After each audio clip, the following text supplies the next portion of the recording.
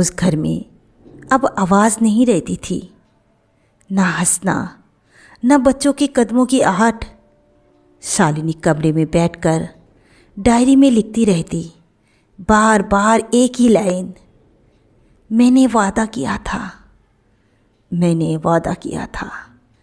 निशा उस घर में सांस नहीं ले पा रही थी। हर कोना उसे नीवा का याद दिलाता था। समुंदर की आवाज़ अब उसे डराने लगी थी। उसने विवेक को चिट्ठी लिखी, मैं यहाँ नहीं रह सकती, हर चीज़ मुझे उसकी याद दिलाती है। शालिनी ने कुछ नहीं कहा। रामपाल ने भी नहीं रुका। निशा और विवेक ने कोर्ट मैरिज कर ली। एक सुबह वो बिना पीछे देखे घर छोड़कर चली गई। उसके जाने के बाद शालिनी और ज़्यादा खामोश हो गई। एक दिन उसने सफ़ेद साड़ी पहनी, डायरी टेप रिकॉर्डर टेबल पर रखा और समुंदर की तरफ चल पड़ी। धीरे धीरे फिर लहरों में कहीं खो गई।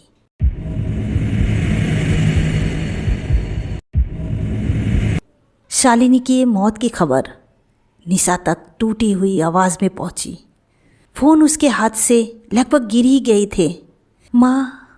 कमरा अचानक बहुत छोटा लगने लगा। हवा भारी हो गई। सीने में कुछ दबने लगा। उसने बिना सोचे चाबी उठा ली और गाड़ी लेके निकल गई। मुझे अभी जाना है। रात उतर चुकी थी। जब गाड़ी निसीगिरी सड़क पर पहुंची, पहाड़ों के बीच पतली सी रोड, दोनों तरफ घना अंधेरा। बारिश अचानक शुरू हो गई। वाइपर शीशे पर बार बार फिसलने लगा। हर मोड़ पर उसे लगता कोई से देख रहा है। उसके कानों में सिर्फ एक ही आवाज़ गूंज रही थी, तुमने मुझसे वादा किया था, तुम उसका ख्याल रखोगी। स्टीयरिंग उसके हाथों में कांप रहा था। तभी हेडलाइट की रोशनी में कुछ सफ़ेद सा चमका। एक छोटी सी परछाई सड़क के बीच, सफ़ेद फ्रॉक, नंगे पैर, निवा जैसी। निशा की सांस अटक गई। निवा! उसने ब्रेक मारा। टायर खिसकने की आवाज़ तेज़ हुई। गाड़ी फिसली। एक झटका और फिर लोहे की टकराने की आवाज़ और कांच टूटने की। सब कुछ घूम गया। फिर अंधेरा। जब उसे होश आया तो छत सफ़ेद थी। दवाइयों की तेज़ गंध, मशीनों की बीप बीप, डॉक्टर की आवाज़ दूर से आने लगी। Severe psychological shock, selective amnesia है। निसीगिरी से जुड़ी उसकी सारी यादें ब्लॉक हो गई है। उसका दिमाग कुछ नाम और कुछ चेहरा खुद मिटा रहा है। विवेक ने पूछा, वो क्या मुझे भूल गई है? डॉक्टर ने फाइल देखी। उसकी माँ शालिनी, एक बच्ची नीवा, वो घर बंगलो और वो जगह निशिगिरी। निशा ने धीरे से आँख खोली। माँ। उसके होंठ हिले, पर किसी चेहरे की तस्वीर नहीं बनी। सिर दर्द करने लगा। सीने में अजीब सा बोझ था। वो धीरे से बोली, मैंने किसी से वादा किया था, पर किससे याद नहीं आ रहा। डॉक्टर ने कहा। दिमाग ने दर्द से बचने के लिए सोच को नामहीन कर दिया।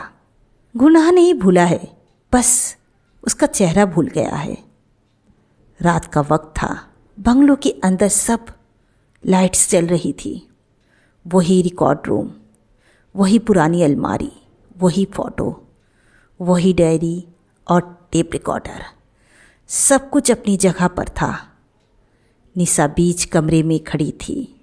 उसका सर दर्द कर रहा था, जैसे यादें अंदर से दरवाज़ा तोड़कर बाहर आना चाहती हो।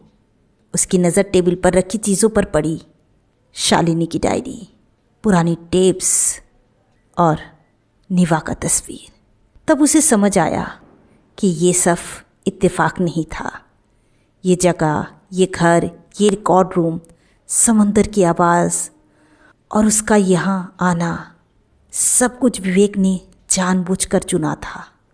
विवेक ने उसे यहाँ लाया था ताकि उसका दिमाग अपनी भूली हुई यादों से भागने की वजह उसे टकराए।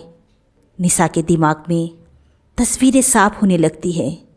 छोटी निवा का बाहर जाना, खुद का पढ़ते पढ़ते सो जाना, लोगों का चिल्लाना, समुंदर की लहरों के ऊपर उठना, शालिनी का टूट कर गिर जाना और अपने घर और जिम्मेदारी छोड़कर चले जाना।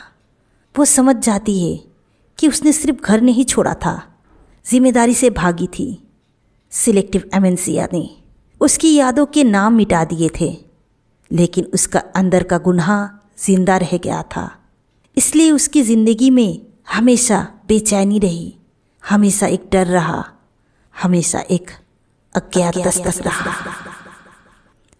विवेक ने इस घर को एक तरह का साइकोलॉजिकल मिरर बना दिया था, जहाँ से निशा अपने आप को देख सके। रात धीरे धीरे खत्म हो रही थी। सुबह की रोशनी समुंदर के ऊपर फैल रही थी। निशा बाहर निकली, वही समुंदर जहाँ से सब कुछ शुरू हुआ था। उसका हाथ में शालिनी की डायरी थी।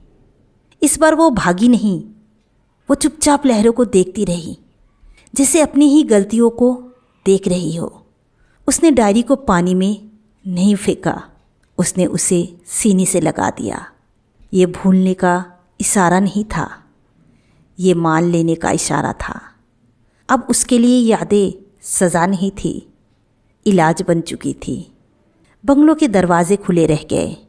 अंदर कोई आवाज़ नहीं थी, कोई बच्ची नहीं थी, कोई परछाई नहीं थी। सिर्फ एक औरत थी जो अपनी जिम्मेदारी से भाग कर नहीं, उसे समझकर आगे बढ़ रही थी। कभी कभी भूल जाना बीमारी नहीं होता, ये अपनी ही गलतियों से भागने का तरीका होता है। और जब यादें वापस आती है तो दर्द देने के लिए नहीं, इंसान को ठीक करने के लिए आती है। अज्ञात दस्तक ऐसी ही कहानी थी। मैंने उन लड़कियों के बारे में सोचकर लिखा जिसे कभी पता भी नहीं चलता उसके हाथों में इतनी बड़ी जिम्मेदारी दिया जाता है कि वो जिम्मेदारी लेने की सोच भी नहीं सकती, और फिर उसे उसके ही कर्मों के लिए गिल्ट किया जाता है। वो अपने आप से लड़ती है, समाज से लड़ती है। निशा का क्या कसूर था? वो भी तो अपनी पढ़ाई में डूबी हुई थी। एक बच्ची के ऊपर ये सारी जिम्मेदारी देना, माँ बाप को भी सोचना चाहिए कि वो काबिल भी है कि नहीं। जो सिर्फ पढ़ाई लिखाई करते रहते हैं, उनके लिए किसी भी बच्ची का जिम्मेदारी लेना आसान नहीं होता है। 1 घंटे के लिए हो, 1 दिन के लिए हो, एक बच्चा का जिम्मेदारी लेना बहुत ही मुश्किल होता है। आपको ये कहानी कैसे लगी ज़रूर लिख कर बताएं, और आप किस तरह का कहानी पसंद करते हैं ज़रूर बताएं। मैं कोशिश करूँगी उसके बारे में एक कहानी लिखने की।